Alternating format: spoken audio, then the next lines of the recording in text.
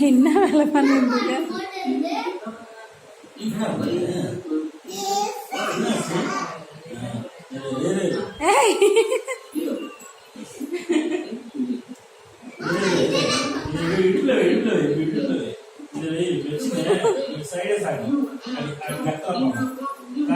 ஐயோ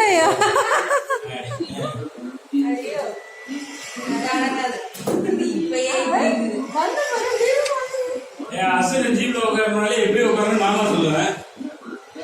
ரஜினிக்கு அப்படியே ரிவர்ஸ் போவோம்.